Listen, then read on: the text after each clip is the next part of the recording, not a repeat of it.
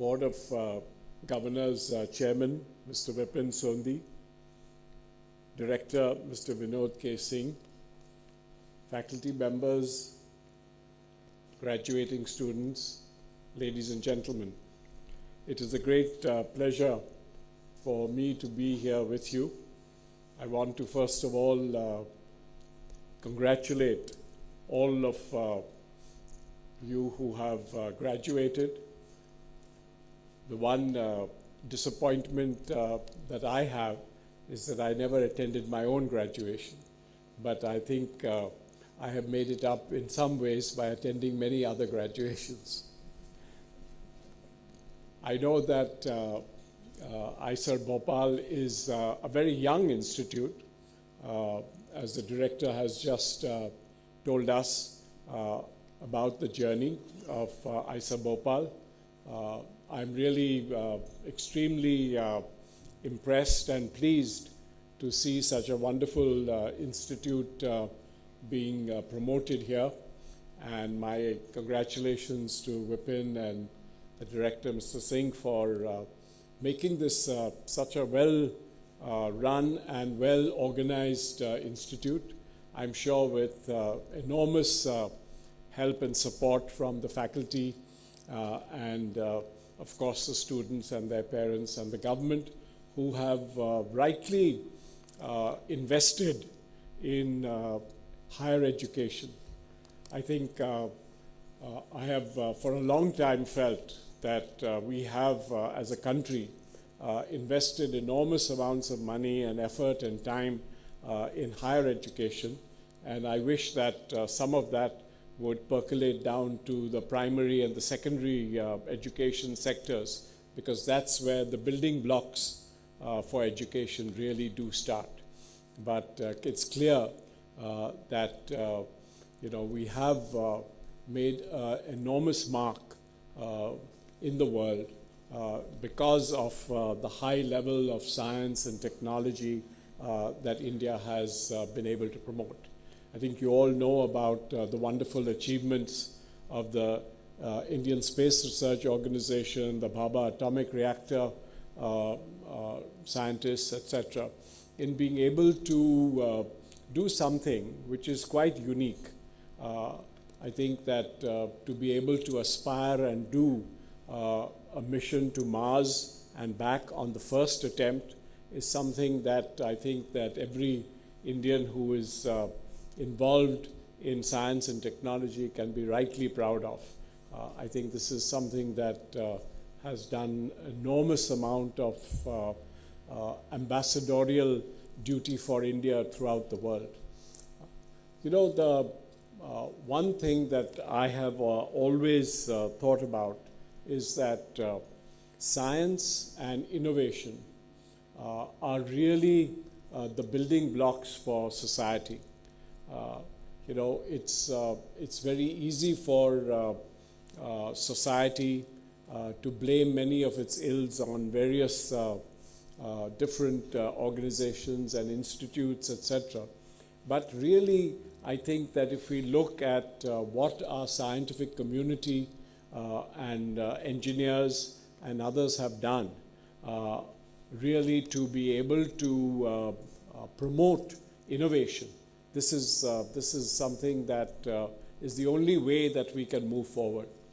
I have been to Israel a number of times, and many of you may know that Israel is known as a startup nation, because almost everybody, whether they're in academia or in the military or in civil society, thinks about what new idea they can promote.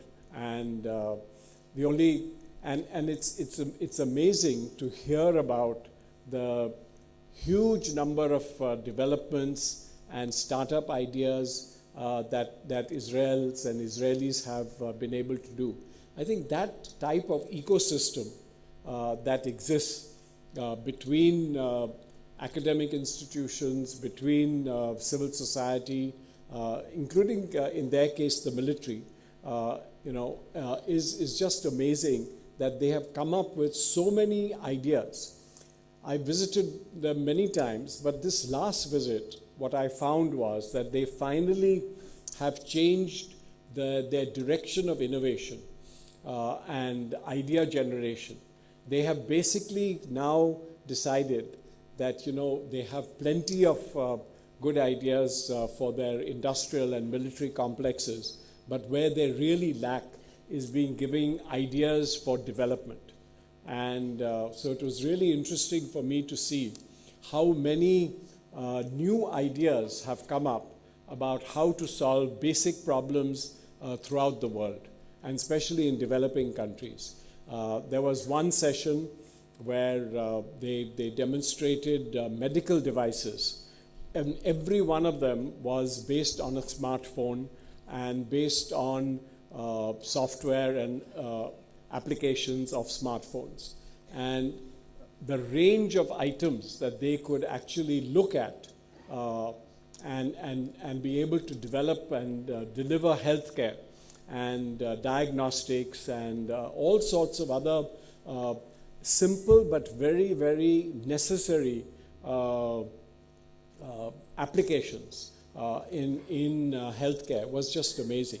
So I think this is something that we should definitely emulate. I know all of you are, especially all the graduating students and others, faculty members, their guides, really, we don't always aspire to solve the type of problems that exist and which, simple but effective solutions through technology and engineering can really solve. And I think that, if IISER should be known for something, you should aspire to consider that, you've been known for innovation which can really make a difference to society. Because, I know that, the research and academic excellence, etc., by itself is very important. But being able to translate that into ideas and applications that can make a difference in society can really. And it's in every area. I mean, it doesn't have to be only in healthcare, it's in education, it can be in environment, it can be in energy, it can be in water, it can be in every area. And I think this is something that I would really encourage the Institute to think about as to how that can be possible and do. You must have read about the fact that India hosts 15 of the 20 most polluted cities in the world. And this is something that just amazes me, is that, it's that we consider private goods as being really important to all of us. But when it comes to public goods like air pollution or water pollution, we are not that respectful about environmental matters and issues. And what amazes me also is that, this is so critical for health of young children and the elderly, that we have not been able to pay enough attention to such public goods as clean air, clean water, and waste management. This is something quite amazing, and I hope that the type of adverse publicity that India is getting today because of these public ills will spur us actually to think about the solutions and what we can actually do about it. Kanpur has been named as the most polluted city in India. Now, most people would have thought that the air quality in Delhi is probably the worst, but the fact is that the scientific data shows that it is Kanpur. And Kanpur is not a very heavily industrialized city, but the fact is that it has hundreds and thousands of small units which manufacture all sorts of leather items and metal items, etc., etc. But the processes that are used in doing so are, something that is a leftover from the last century, and we haven't really made that leap. And so, how are we going to actually address these type of basic issues that we are facing constantly.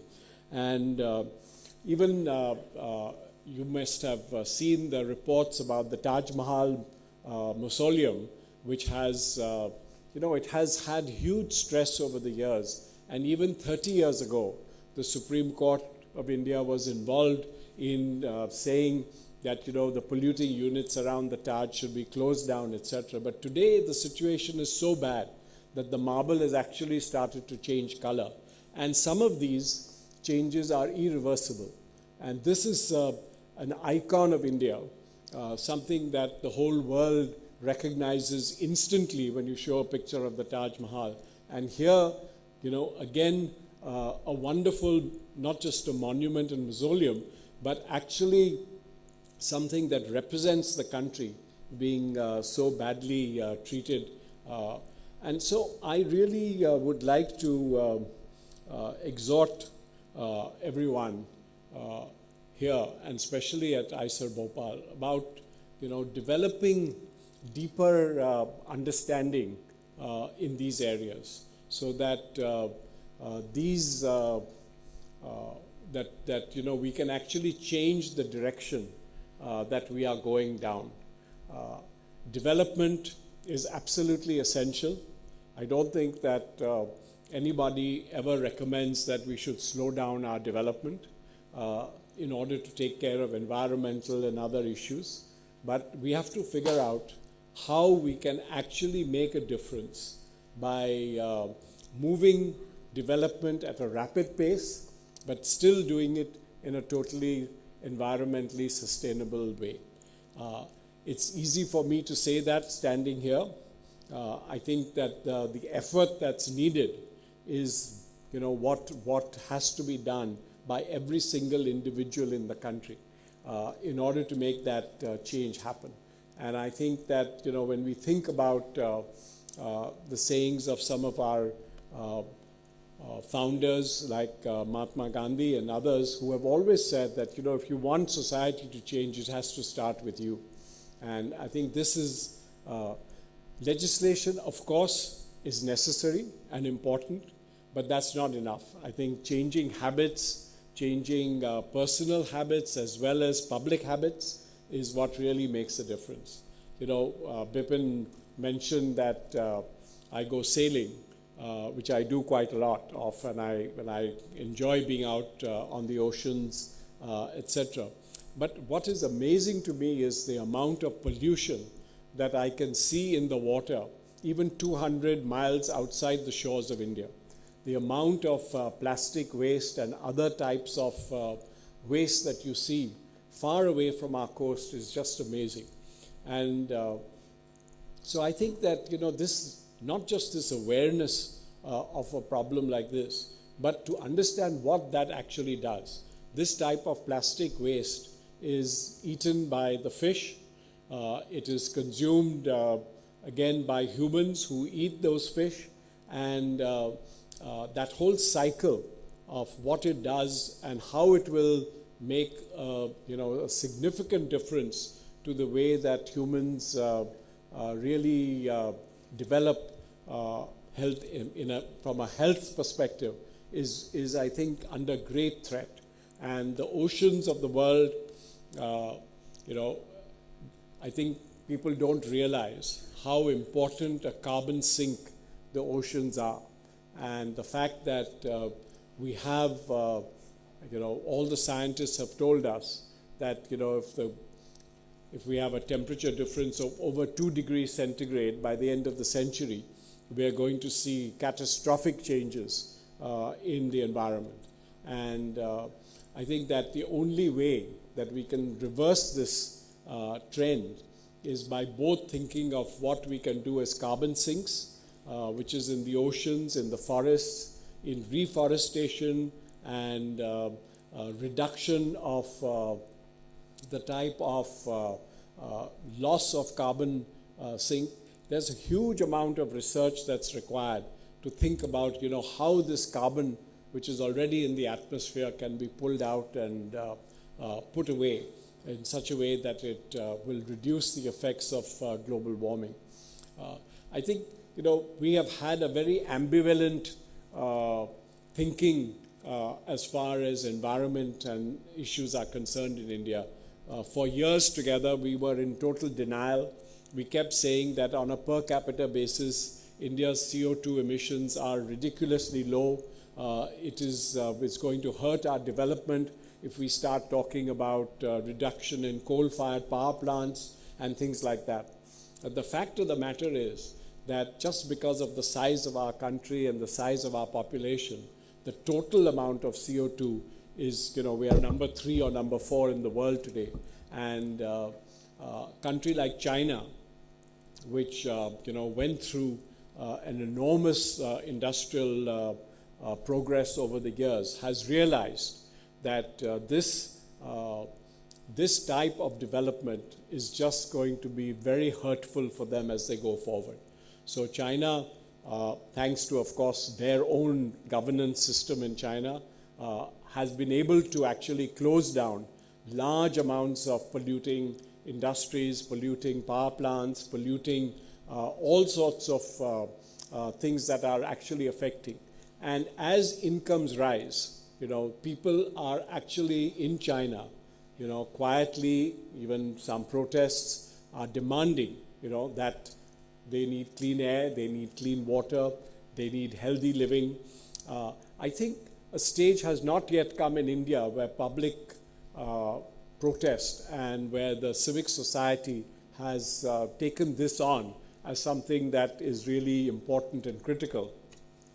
But I think that starting with academic institutions and building awareness, doing the research, showing actually what can happen and is happening will actually be able to make a big difference in the way that we look at these things and move forward. Vipin mentioned that CII has set up the Green Business Center. This has actually come out of the realization that industry is both part of the problem as well as part of the solution. And the whole idea of the Confederation of Indian Industry, CII, considering something as important as a Green Business Center was done so that we can actually influence and reverse the things that have happened in industry over the last decades. And the first thing that we took up was green buildings. It's not easily recognized and understood that when you build a building, you're locking in an energy footprint or a water footprint, the air quality footprint for the next 50 to 100 years, because that's the life of most buildings. And here the idea was to build awareness that you must build every single building in India following standardized green building practices. And these concern the use of energy in the building, the water footprint, the quality of air inside the building, and many other. And in order to be able to facilitate that, what CII then did was we said we are going to start certifying companies, and we're going to start certifying products under these principles. So we now have over 300 companies in India which are certified as green companies. They have taken on the responsibility then of talking to their supply chain, hundreds of suppliers who supply to every major industry and influence them to become green companies. And so the aim of CII is that within the next 2 or 3 years, we should have well over 1,000 companies who are properly certified as green companies. And certified as green companies means that they have not just measured, but actually done things to reverse the type of effect that they have on the environment and on society. So it will happen very soon that you will see companies in India which have zero energy footprint because they have been able to promote enough renewable energy. The same with the water footprint. On waste management, again the same. There are enough technologies today to be able to convert waste into useful things. It could be manure, it can be other things. It can also be embedded in building materials. So there's a huge variety of interventions that industry can take place.